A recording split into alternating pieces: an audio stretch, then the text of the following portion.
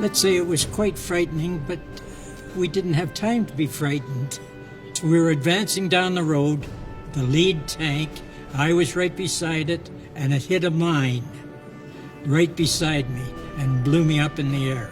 And I don't remember anything after that until the ambulance was taking me back to the hospital.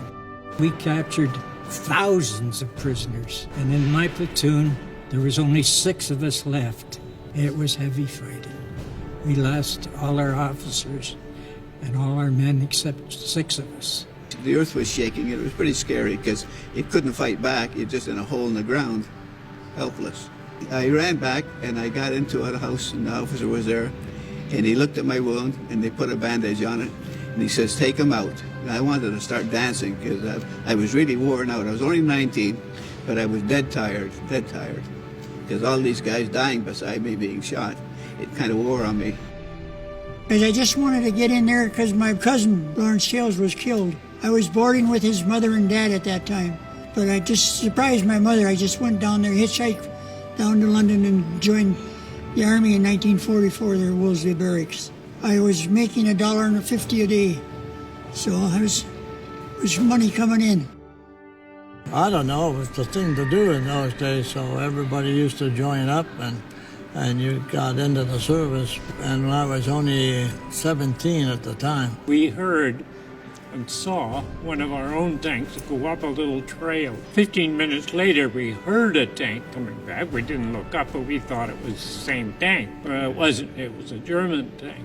Unfortunately for them, we put a hole in their Tiger. We got all kinds of congratulations for that, but then we got in difficulties with the senior officers because they assumed we should have been standing around with our guns ready to kill the German. We weren't. We were making tea. But we did get a Tiger, and we did get it with a 6-pounder. There was 700 or 800 Canadians against the North Korean Army, 800 against 5,000. We were at Kapyong, which was a critical battle that the children suffered. I would take stuff to the dump, old boots, and the locals were coming for the garbage. The boots were like gold to them. I asked the cooks, is there anything I could have for the children? And they gave me prunes. So the next time I went to the dump, I gave to one of the older kids, I gave him the prunes, and she saw that the kids all got their share. It's 40 feet from the water line to the bridge in the Haida, which is 13 meters roughly. I'm looking up at the waves. They're coming over at about 65 to 70 feet high, crashing over the top of the ship. We were already in it, so you can't outrun it, and the waves were breaking at the top of the mast. They would break over the forecastle, they break over A gun, B gun, then over the bridge. I stayed in one of the radio rooms off the bridge, and I wore my life jacket. I don't know what I have to do with a life jacket in that kind of a storm, because once you're in the sea, it's not going to do you much good either. And if you're in long enough, you're going to die from hypothermia. And the ship just about to capsize, and I can remember Captain Charles, because he was standing right next to me. I remember him saying, come on, old girl, you can do it, you can do it, you can do it. Korea is quite often called the Forgotten War.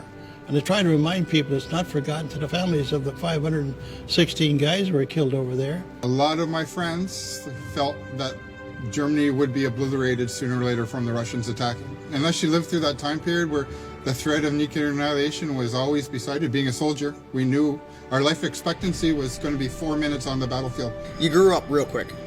Do a little bit of time in the service, and you got your discipline, you grow up, you learn how to care for yourself and others.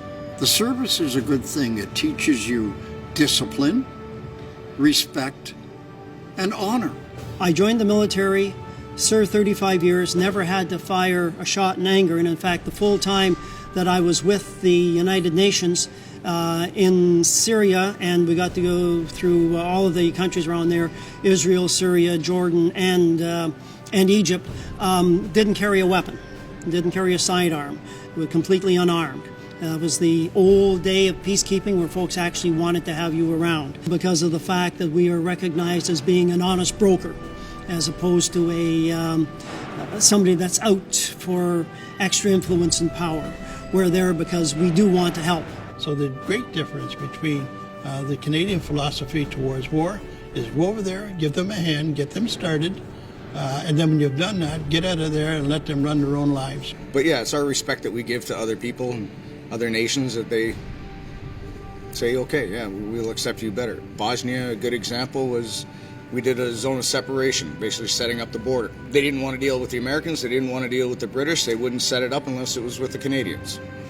That's saying something, you know, that we are a very highly respected military and group of people in general, all Canadians.